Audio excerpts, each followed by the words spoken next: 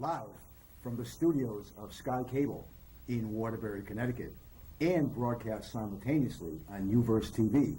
This is Ask the Therapist, the show that answers any and all of your questions about mental health and therapy.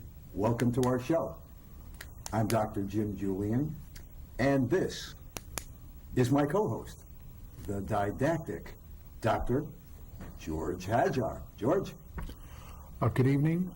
Dr. Julian and I are glad to be here. Tonight's topic is going to be parenting styles and parenting interventions. You know, there's so many issues today with kids, especially adolescents, getting into trouble. They have so many more problems than myself or George had growing up. They have the internet. They have cell phones. They have social media. More things than we ever had to face.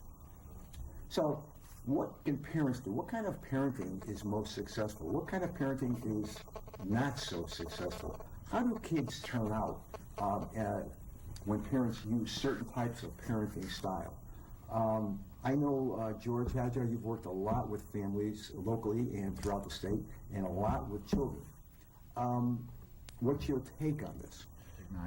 Sometime you might have a set of parents or a single mom or a single dad that really do parent well and do what seems to be the right type of parenting, and then still at times the child doesn't seem to respond or adjust well.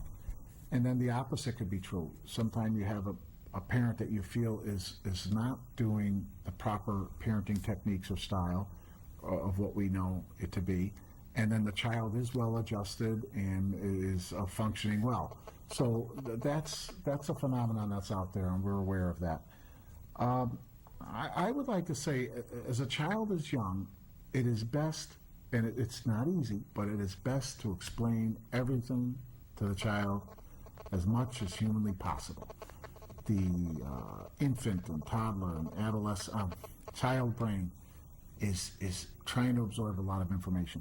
Explain everything, and I know that's not easy, but that's what needs to be done, and that will show the child, the young child, that I could sort of trust my environment. What do I mean? If you explain something to a child and then they go and use what you've said or understand what you said, and they see that out in society that you were right, at school, at play, at whatever, then they learn to trust the environment, they learn to believe in you, and etc.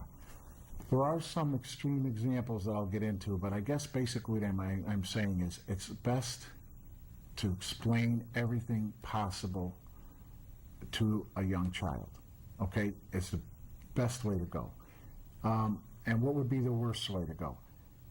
Basically hitting a child in place of explaining something to them, that would be the less preferred way to go. Number one would be authoritarian. The authoritarian parent doesn't budge off of the rules. In other words, there is no negotiation. These are the rules. You be home by 7:30.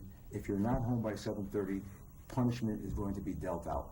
They're very strict parents. In other words, Dad, I was with the next door neighbor. We went to the movies. On the way home, we had a flat tire. I came home 10 minutes late. I don't care, the authoritarian parent would say. The punishment for being tardy is 2 weeks without your cell phone and computer. But Mom or Dad, I was with the neighbors, we got a flat tire. The rules are the rules. They do not negotiate.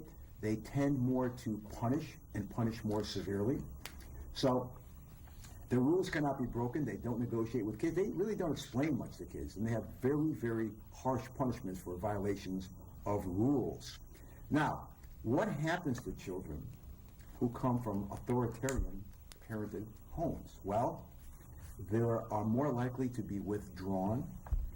They are more likely to be anxious and insecure with their peers, and they react with hostility when frustrated. So, authoritarian parenting, studies have shown that that's what happens to the children. Sometimes strict punishment that sometimes doesn't fit the crime, right? Kids will rebel. Kids will run away, right? So Those are the pros and cons of authoritarian parenting. Then there's authoritative parenting, which is sort of middle of the road. These parents have rules, limitations, and boundaries, but they're more likely to explain them, like Dr. Hadjar was just saying. They're more likely to discuss. They're more likely to negotiate. Okay, gee, you had a flat tire coming home and you were 10 minutes late. We won't punish you this time. Don't let it happen again. Kids from authoritative parents are often well-liked by their peers. They get along with others. They're more cooperative. They're more self-confident.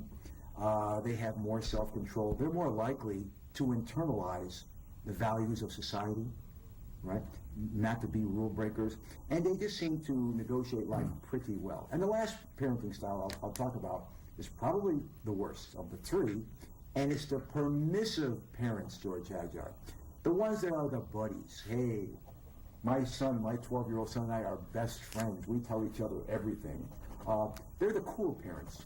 Have your friends come over here for a beer party, you know, or my son is going to stay at home and smoke pot so he won't get in trouble out there in the neighborhood.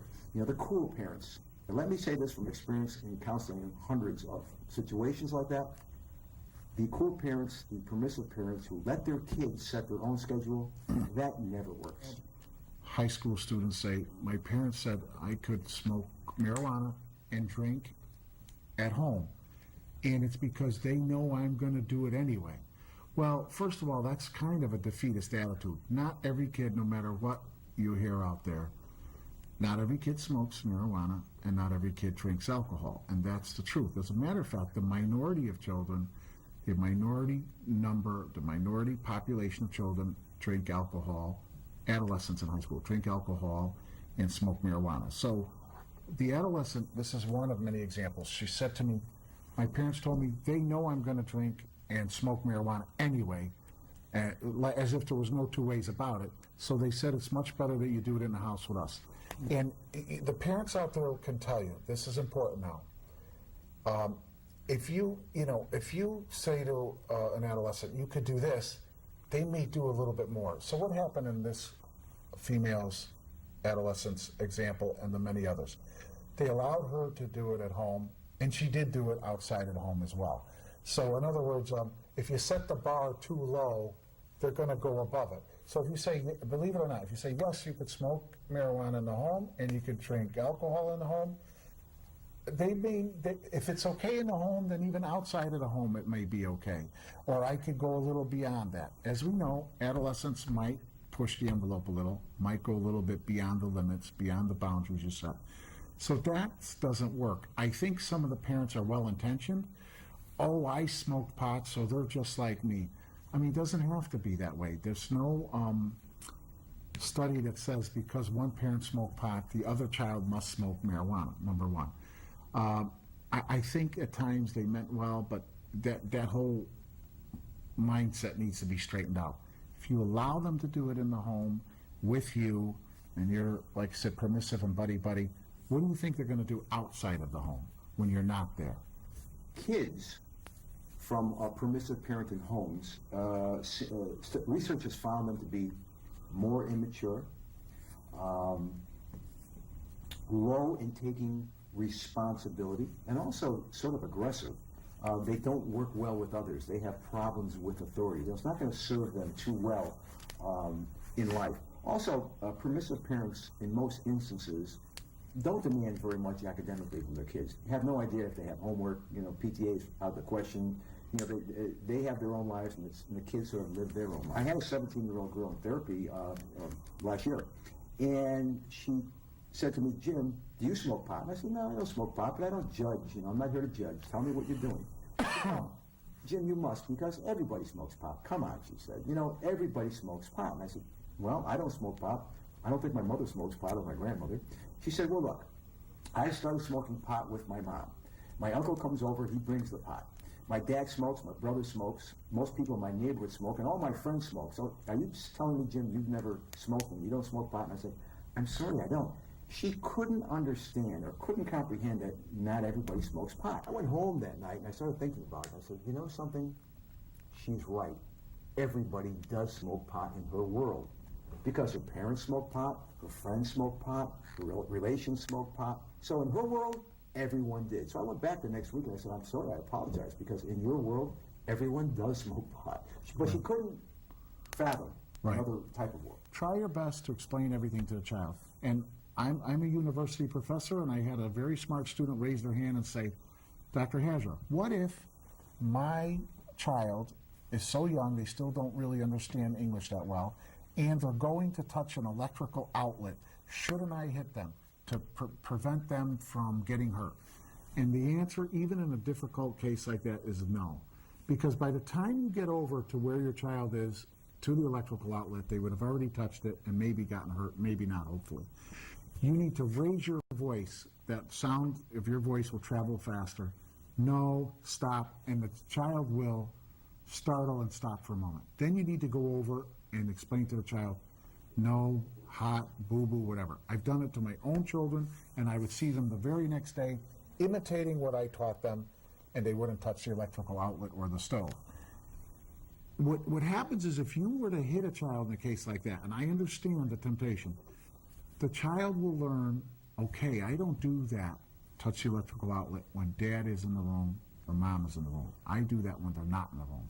But if you explain it to them, it gets into their thinking. Even if, like you said, they're young and they don't understand all the nuances of the English language yet, still, don't touch, hot, boo-boo, whatever. And I did it with my own children and other children in therapy, and it's almost kind of cute and funny. They would walk around, parents told me, in the kitchen. They'd go near the stove and say, don't touch, hot. Wow. And they would go next to the electrical outlet, don't touch, hot. And even though that was somehow looked like a skit or a vignette, it was true, and they weren't touching it and they weren't doing it. Now that's in a difficult case like that. So regular stuff, explain everything. And remember, who is hitting really benefiting? If you're in a rush to go to work and you're in a rush to do things, and you don't have the time, and I understand, to explain every little thing to the child, you hit them. Is that benefiting the child? I know some people say, oh, that benefits the child. No, that benefited that parent at that point in time. They had to go, they were rushing, and their nerves were a little frazzled. I'm going to take the shortcut. I'm going to wrap the kid in the mouth or in the head or whatever and end this right now and move on to what I have to do. That didn't really benefit the kid. That benefited the parent at that point in time, not having to bother with explaining everything. Corporal punishment is legal in all 50 states of the United States. Right. You can spank your children, you can paddle your children. It's perfectly okay, it's perfectly legal. However, you can't do it excessively. George, what's the threshold for that? I know you worked for state agencies.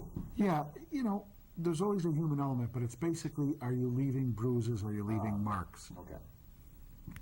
Yes. So, of course, as everybody knows, if you were to hit a child with an open hand once on their butt, nobody's going to say, dear God, that's abuse and you've ruined this child's life. No, not at all. But what we are saying is explain as best as you can and as much as you can, especially when they're younger. And they will see, wow, Dad and Mom was right. Oh, that helped me in this situation at school or out and playing, whatever. And to learn to trust their environment and respect you, that you gave them the goods, the information that was correct. Thanks. Bit of information. Thanks, everybody, for watching. Good night. We'll see you again next week. George, great job. Thanks. Great to be here with Dr. Drew.